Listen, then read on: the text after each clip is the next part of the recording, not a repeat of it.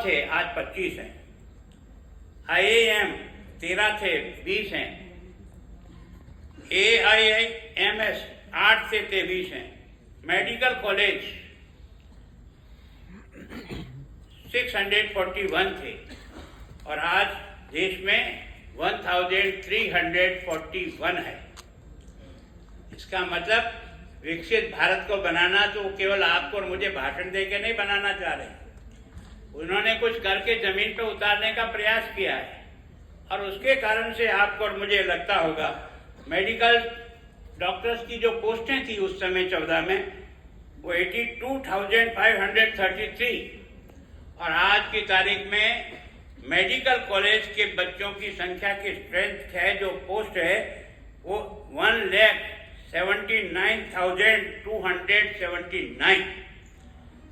इसका मतलब इंफ्रास्ट्रक्चर तो तैयार कर दिया और इंफ्रास्ट्रक्चर तैयार करने के लिए उन्होंने सब प्रकार की व्यवस्था की। आज हम सपने में नहीं बोल रहे हैं कि हम 2047 में दुनिया का सर्वोच्च बनने की ताकत रखते हैं, उसका आधार है। आपने देखा होगा कि आज हम दुनिया की 5वीं आर्थिक शक्ति के रूप में उभर करके आ गए और उस इंग्लैंड को पीछे किया जिसने हमें 200 साल तक गुलाम बनाए रखा।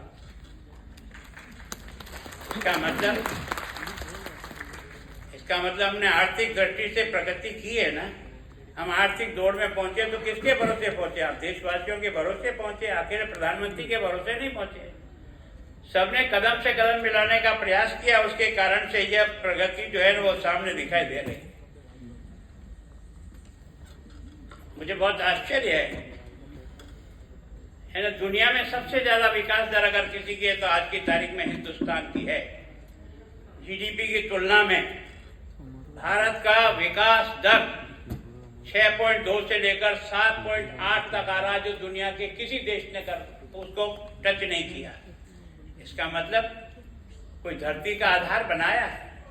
उन्होंने प्रयत्न किया है कि भारत वास्तव में 2047 में दुनिया का सिरमौर बने तो इस प्रकार से बने और उन्होंने लक्ष्य है कि 2027 तक विश्व की तीसरी बड़ी आर्थिक शक्ति के रूप में आपका और मेरा देश खड़ा होगा।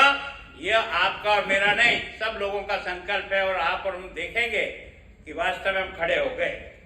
और इसलिए हमारी कल्पना है कि 2047 में हम दुनिया का नंबर 1 का देश जो बनेंगे वो आर्थिक दृष्टि से भी बनेंगे।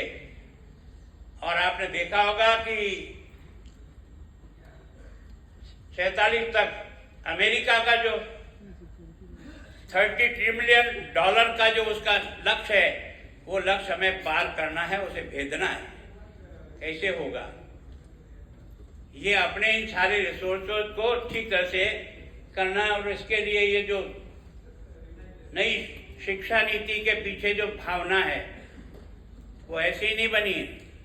हम लोगों ने बनाते तो हैं, डॉक्यूमेंट तो बहुत अच्छा तैयार करते हैं, और उस डॉक्यूमेंट को पूरा करने के लिए प्रण से लगना पड़ने का मामला जो स्वभाव है ना, उसमें कमी है। मैंने 1966 का कोठारी कमीशन की रिपोर्ट भी देखी जब मैं स्टूडेंट था। उसमें भी बहुत अच्छी बातें लिखी थी, लेकिन उसको हम जमीन पर नहीं उतारते। जमीन पर कौन उतारेगा? भगवान थोड़ी उतारेगा, हम उतारेंगे। भगवान आपकी सहायता कर सकता है, लेकिन करना तो आपको ही पड़ेगा ना। उसके बाद 86 की फिर एजुकेशन पॉलिसी आई, उसमें भी बहुत अच्छी चीजें थी, उसे हम धरती पर नहीं उतार सके। मैं सोचता हूँ ये लंबे 2017 से जिन एजुकेशन के प्रमुख लोगों ने बैठकर इस एजुकेशन पॉलिसी को बनाया, इसके पीछे भावना सबकी एक थी कि भारत की ये आने वाली नौजवान की पीढ़ी किस प्रकार से इस देश को ऊंचा उठाने के लिए अपने प्रयत्न को करेगी और कैसे इसको पार करेंगे, इसके बारे में सोच सकता हूँ। मैं सोचता हूँ कि इस इंफ्रास्ट्रक्चर डेवलपमेंट में किसी प्रकार की अभी पूर्वांचल है आपका और मेरा, ये पूर्वांचल अगर आज की तारीख में शांत अमन चैन हुआ है तो इसके कारण से प्रगति की दौड़ में बढ़ी है। इसके लिए भी तो किसी ने प्रयत्न किया होगा, इस अमन चैन शांति के लिए भी तो जिन्होंने इनको समझाया होगा, जिन्होंने इनसे एग्रीमेंट किया होगा, जिन्होंने इनके हथियार डलाए होंगे, जिनको इन मुख्य धारा में जोड़ने का प्रयत्न किया है, वो भी कोई व्यक्ति ही होगा ना। तो इसका मतलब हम काम तो कर सकते हैं, हमारे भगवान ने इतनी शक्ति दी है, पर हम उसको मन से लागू करने के लिए प्रयत्न नहीं करते। मैं सोचता हूँ ये देश पहला देश होगा, इस देश के प्रधानमंत्री ने 80 करोड़ लोगों को कोविड के समय से लेकर के अब तक 5 किलो गेहूं और 5 किलो चावल निःशुल्क उपलब्ध कराया है। दुनिया का कोई देश नहीं है जिसने इतने लंबे समय तक अपने लोगों के लिए इस प्रकार की सुविधा की। ये जो कोविड की वैक्सीन बनी यहाँ पर, हम सब जब कोविड चला था लगा था कि अब बचेंगे कि जाएंगे, सारी दुनिया घबरा गई थी, लेकिन देश के प्रधानमंत्री की हिम्मत देखो, इसने अपने साइंटिस्टों को शाबाशी देते हुए आगे बढ़ाया। वैक्सीनेशन तैयार करो, वैक्सीनेशन तैयार करो। स्वयं ने जाकर लेबोरेटरी में स्वयं उनके साथ खड़े होकर के उनकी हिम्मत बढ़ाई और दुनिया में 2 वैक्सीन बनाने का सौभाग्य हिंदुस्तान को पहली बार किसी ने दिलाया, इस देश के प्रधानमंत्री ने दिलाया।